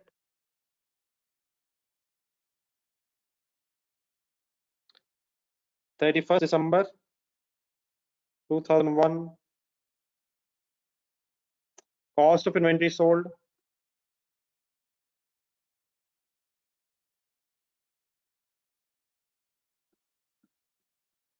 cost of inventory sold on 1st July 2001 for rupees 3 lakh. Cost of inventory sold on 1st July for rupees 3 lakh has been inadequately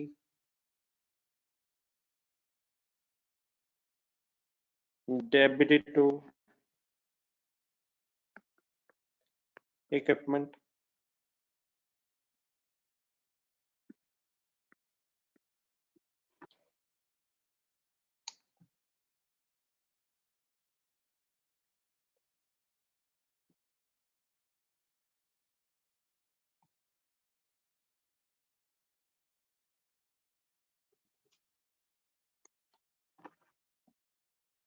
ठीक है, तो ये बड़ा सिंपल इसका एरर, नेचर ऑफ एरर है कि 3 लाख रुपए की जो इन्वेंट्री की कॉस्ट थी वो इक्विपमेंट में डेबिट हो गई थी।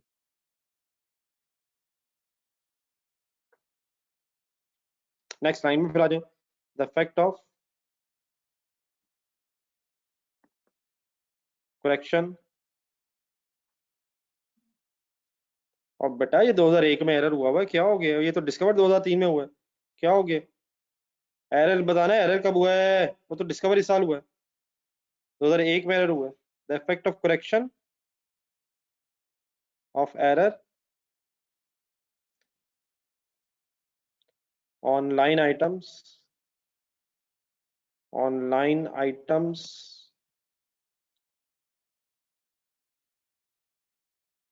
Is as follows. तो ड्यूरिंग 2003 सिर्फ डिस्कवर हुआ है, एरर हुआ था 1 जुलाई 1 को, which was year ended 31 December 2001।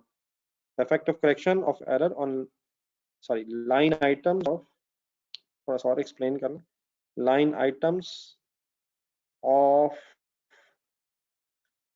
On या line items is as follows. वो नीचे हेडिंग्स दोबारा आ ही जाएंगे, एज फॉलोज।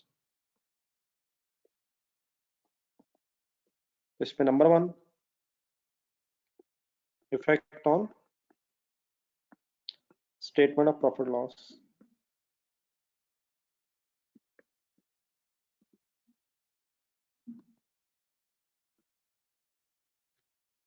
ये बिल्कुल ठीक है, ये चीजें फाइनली ध्यान में रखने की जरूरत है। कि सिर्फ कंपैरेटिव ईयर्स का यहाँ डिस्क्लोजर बनना।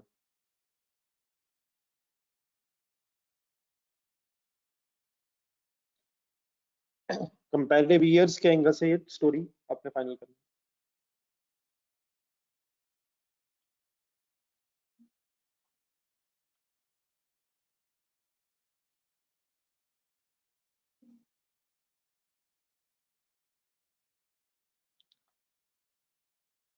ये ठीक है जी, इकट्ठे हैं सारे। 3 में हम हैं, बनाट 3 में रहे हैं, लेकिन 2 और 1 की जो फाइनेंशियल स्टेटमेंट्स हैं उन्होंने इफेक्ट होना है, और शेयर होल्डर्स को बस उस पर इफेक्ट बताना। रेडी? काइंडली एक दफा जरा बता दें, सबने हेडिंग्स पूरी करनी।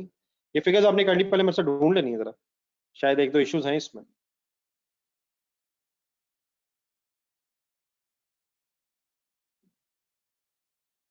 जी सर जी, पहले सुनिएगा जरा। आइडियल ये है, वो वर्किंग में चले जाए जहाँ एरर करेक्शन की हुई है। ये increase in cost of sale ढूंढे, कॉस्ट ऑफ सेल डेबिट हुई थी। Increase in cost of sale full concentrate 3 lakh, और 2 में कोई increase in cost of sale नहीं है। ये कोई कम्युलेटिव एडजस्टमेंट नहीं होती, statement of profit loss year wise है। ये पहला ठीक है, increase in cost of sale. Then फिर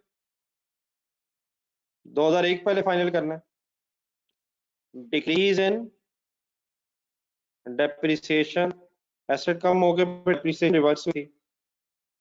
कितना इफेक्ट था 2001 में? 15,000 ढूंढे सही, और 2002 में 30,000। 30,000 डन है यहाँ तक? जी हाफिज साहब, एक मिनट। उसकी वजह से अल्टीमेटली अब क्या इफेक्ट होना है? प्रॉफिट। अब ये जरा थोड़ा सा गौर से देखिएगा, 2001 और 2002 अपनी वर्किंग्स में आप, तो 2001 में डिक्रीज है, डिक्रीज इन प्रॉफिट टू 85,000।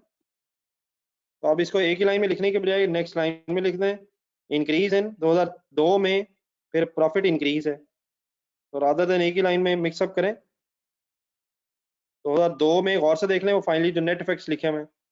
2001 में प्रॉफिट डिक्रीज है 2,85,000 से, इसलिए डिक्रीज के एंगल से आ जाएगी बात। और 2002 में प्रॉफिट इंक्रीज है, देयरफॉर वो अलग मैंने लाइन में लिख दिया, तो उसको एक ही लाइन में लिख के मिक्स करने की जरूरत नहीं है। डिक्रीज अलग बता दें, इंक्रीज अलग बता दें। पहले बता दें, समझ आ गई बात सारी? अब नोट कर लें, नोट कर लें, फिर मुझे फाइनल एक रिस्पॉन्स दे दीजिएगा।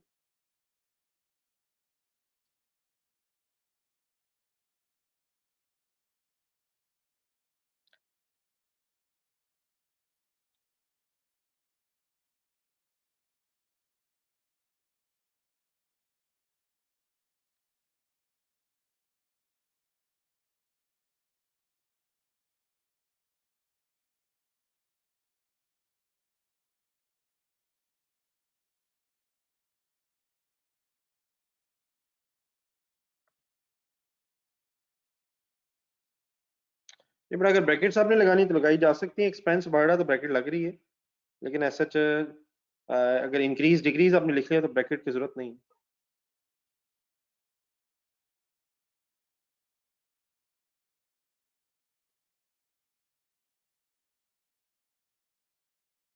ये कॉस्ट ऑफ सेल डेबिट होने से प्रॉफिट कम हो रहा है, और डेप्रिसिएशन एक्सपेंस कम होने से प्रॉफिट बढ़ रहा है। ये नोटेड है जी?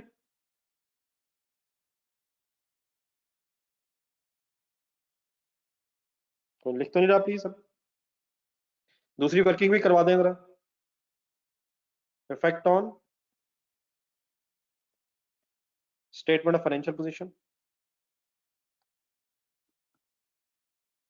इसको फिर एक दफा फाइनल कर लीजिएगा, सुन ले पहले। स्टेटमेंट ऑफ फाइनेंशियल पोजीशन की लाइन आइटम्स में चेंज करने का तरीका जी सकता है, मेरा ख्याल है ओरिजिनल सवाल की बैलेंस शीट और रिवाइज अपने आंसर की बैलेंस शीट देखनी है आपने, प्लीज जरूर देखें, सही फाइनल करें। ओरिजिनल और रिवाइज, ओरिजिनल कहाँ है सवाल में और रिवाइज कहाँ है आपके आंसर रजिस्टर में। तो देखें गौर से, 2001 में डिफरेंस लेना है अब आपने, ओरिजिनल रिवाइज 2,85,000, ढूंढे ढूंढे ढूंढे ढूंढे ढूंढे डिफरेंस लें, और 2,55,000 रिस्पेक्टिवली से इक्विपमेंट डिक्रीज हो रहा है, प्रॉपर्टी प्लांट इक्विपमेंट डिक्रीज हो रहा है। देखें जरा चीजें, decrease in property plant equipment, question में फिगर कितनी है?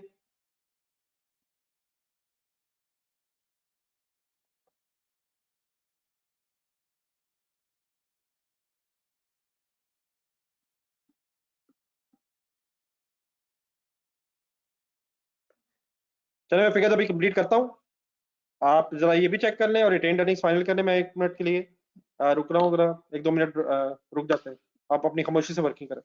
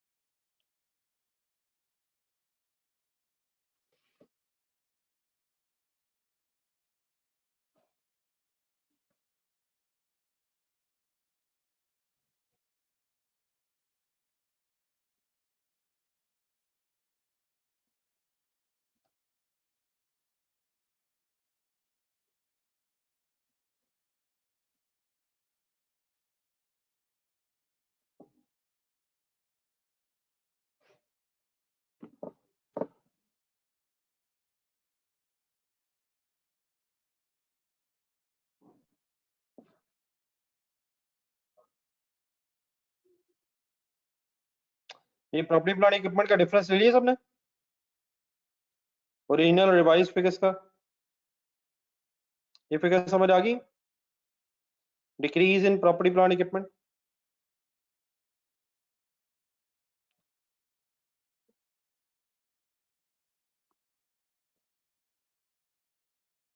रिटेन अर्निंग्स भी फाइनल कर लेना।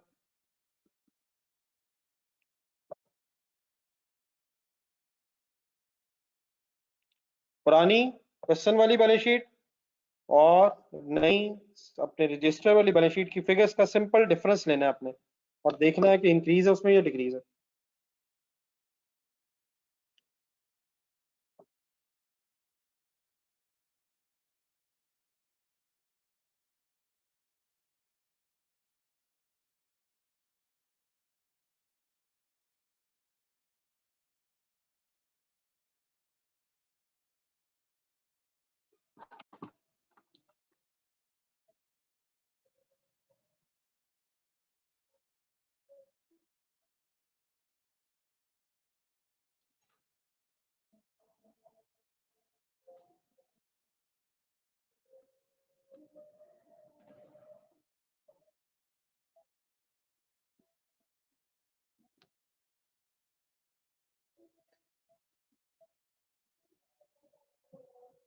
टू थाउजेंड टू आप ट्राई कर लें, उसमें एक मसला फिर मैं अभी डिस्कस कर लेता हूँ, आप लोग इतनी देर कोशिश कर लो।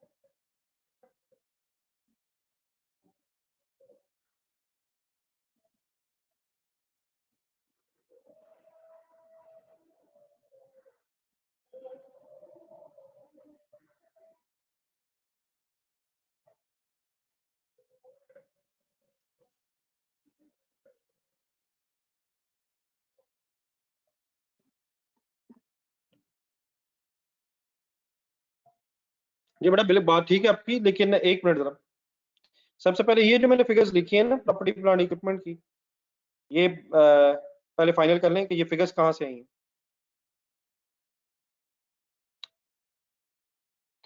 प्लीज अपने क्वेश्चन की बैलेंस शीट और रिवाइज बैलेंस शीट का डिफरेंस लिया जा रहा है।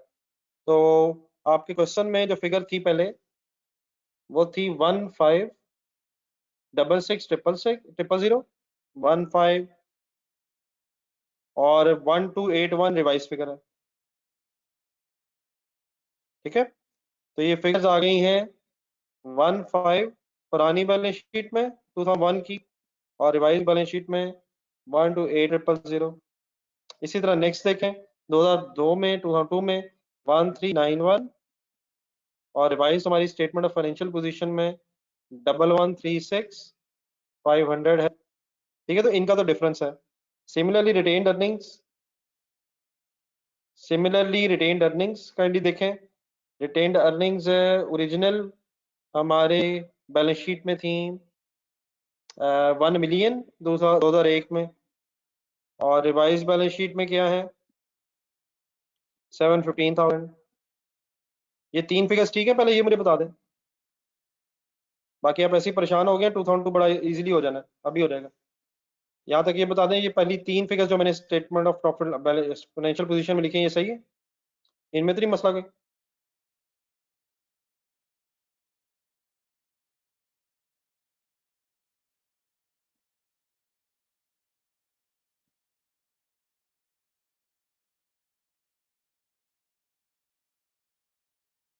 देन ऑफिस साहब बिल्कुल आप बात ठीक कर रहे हैं।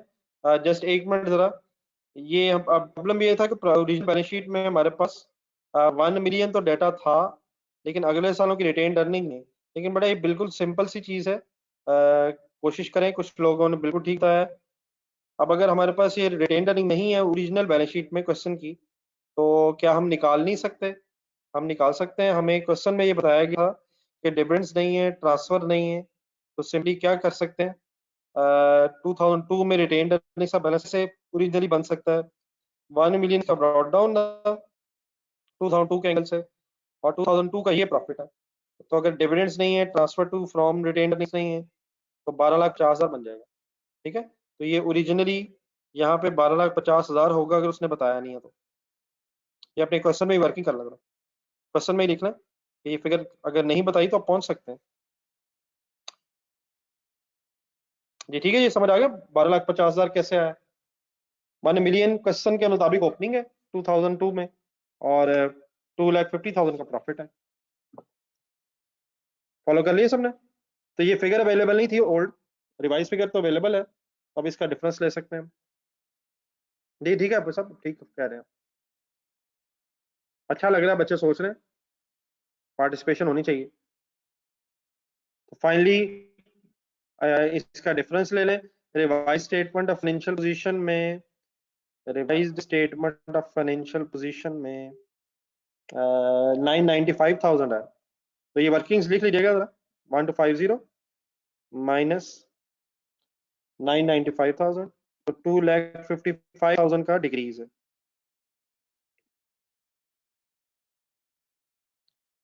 ठीक है, सही कंप्लीट करें काइंडली।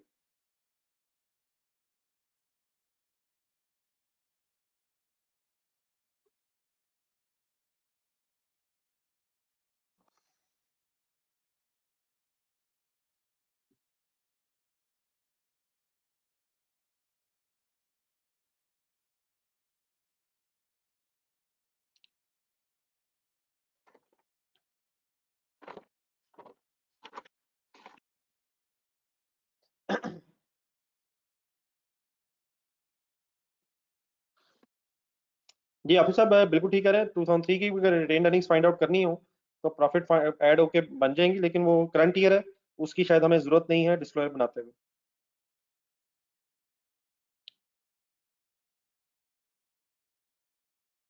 ये हमेशा फिगर सेम इसलिए आती हैं क्योंकि हम एक डबल एंट्री कर रहे होते हैं। जितना प्रॉफिट में फर्क होता है, उतना ही एक डबल एंट्री की वजह से नेट इफेक्ट बैलेंस शीट में आ रहा होता है।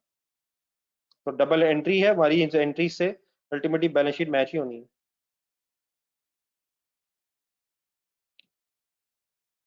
वो मंडे को डिस्कस कर लेंगे टेस्ट वाला क्वेश्चन जो है। इस वक्त मेरा ख्याल है जरा बच्चे भी कम है, तो मंडे को इंशाल्लाह वो बात कर लेंगे।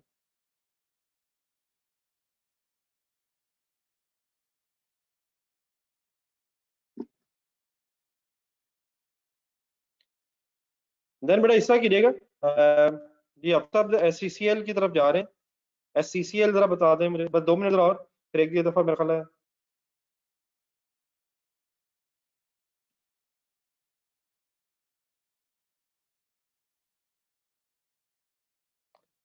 जी SCCL वाला एक क्वेश्चन आपको होमवर्क दिया था, वो कहाँ तक पहुंचा था वो बता दें।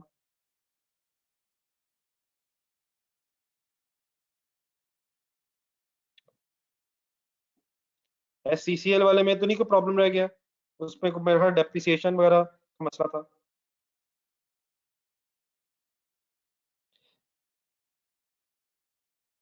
चले ठीक है जी। अच्छा इस तरह कीजिएगा फिर आज, अब कल संडे भी है, संडे को वेस्ट करने के बजाय यूटिलाइज कीजिएगा। एक दो क्वेश्चंस की रिक्वेस्ट करूंगा, जरूर सॉल्व होने चाहिए। सबसे पहले जरा पेज नंबर ढूंढें, 243, नेक्स्ट पेज जरा, पेज नंबर 243 पे आए जरा। एक बड़ा क्वेश्चन नंबर 1 है, इसमें सिर्फ एस्टीमेट चेंज है, तो एस्टीमेट चेंज और फिर नोट बनाना है। जिस तरह मैंने अभी आपको क्वेश्चन नंबर 8 में पार्ट ए और पार्ट डी करवाया है, एस्टीमेट चेंज और फिर उसके डिस्क्लोजर बनाने हैं, तो एक दफा ये खुद अपने हाथ से जरा प्रैक्टिस करनी है, ठीक है। तो ये क्वेश्चन नंबर 1 जो है, ये काइंडली होमवर्क रखें, ये लेंथी नहीं है, लेकिन बिल्कुल उसको देख के जिस तरह क्वेश्चन नंबर 8 में हुआ है, एस्टीमेट चेंज का नोट की वर्किंग हुई है पहले, और फिर उसके बाद नोट बना है, वही इसकी 2 रिक्वायरमेंट्स हैं। मेथड चेंज हो जाए, रेजिडुअल वैल्यू बदल जाए या यूजफुल लाइफ बदल जाए, ये सब चेंज इन एस्टीमेट्स है, तो अपने WDV को फ्यूचर ईयर्स में डेप्रिशिएट करना है। तो एक तो ये छोटी सी रिक्वेस्ट आपसे है, ठीक है। देन काइंडली थोड़ा आगे जाएं, एक क्वेश्चन मेरा ख्याल है इंडिविजुअल और आप कर सकते हैं। क्वेश्चन नंबर 5 ढूंढे जरा, इसी इसी से आगे, इसी कंटिन्यूटी में जरा क्वेश्चन नंबर 5 ढूंढे। ये बड़ा, ये डेफोडिल्स के नाम से क्वेश्चन है, पेज नंबर 246 पे। ये भी वही डेफोडिल्स है जो पहले चेंजेस इन इक्विटी में हमने सॉल्व किया है, एग्जैक्टली सेम डाटा है, सवाए इसके कि इसमें भी एक पॉइंट नंबर 2 में एरर है, ठीक है। तो जिस तरह SCCL था, असल में जो क्वेश्चन थे ये थे IS 8 के, लेकिन IS 8 के जो क्वेश्चन थे उनमें से जरा एरर निकाल के पहले आपको मैंने करवाया है। तो अब अगर एरर्स मौजूद हों, तो सिर्फ उस एरर की वजह से चेंजेस इन इक्विटी बनाते हुए क्या होगा, बेहतर इसका भी ये होगा कि SCCL की तरह डेफोडिल्स का जो पुराना क्वेश्चन है चेंजेस इन इक्विटी में, उसको जरा एक नज़र देख लिया जाए, वो भी रिफ्रेश हो जाएगा। और उसकी बेस पे फिर एक डेप्रिसिएशन वाली गलती है, ये काफ़ी दफ़ा अब हम कर चुके हैं, तो ये 2 क्वेश्चंस आज होमवर्क दे रहा हूँ, ठीक है। कर लेंगे हिम्मत, ये ना करिएगा 2 हो गए अब तो रहने देते हैं। मंडे को इंशाल्लाह जब हम दोबारा मिलेंगे, अब आज काफ़ी है मेरा ख्याल है, मंडे को इंशाल्लाह उम्मीद यही है कि फिजिकल क्लासेस होंगी, फिजिकली इंशाल्लाह मुलाकात होगी मंडे को। अल्लाह करे कि कोई प्रॉब्लम ऐसी ना आए जिसकी वजह से मंडे को कॉलेज ओपन ना किया जा सके। तो मंडे को आप अगर कोई प्रॉब्लम आए तो फिर मैं इंशाल्लाह आजकल मैं दोबारा मैसेज करा दूंगा। वैसे उम्मीद है कि इंशाल्लाह मंडे को हम फिजिकली दोबारा मिल सकते हैं, कोई इतना इशू नहीं है, ठीक है। तो मंडे को इंशाल्लाह फिजिकली मुलाकात होगी, तो उसमें मंडे वाले दिन इंशाल्लाह जब हम एक और क्वेश्चन करेंगे IS 8 का, तो उसमें रिवैल्यूएशन ठीक ठाक इन्वॉल्व हो जाएगी, तो वो भी बड़ी अच्छी रिवीजन हो जाएगी। तो आप लोगों ने प्लीज कोशिश करनी है कि ये जो मैंने क्वेश्चन नंबर 1 और 5 होमवर्क दिए हैं, ये कंप्लीट हो जाए, ताकि इस पर फिर टाइम वेस्ट ना हो, इन्होंने आराम से सॉल्व हो जाए, ठीक है। अल्लाह हाफिज, इंशाल्लाह फिर दोबारा मुलाकात होगी मंडे को।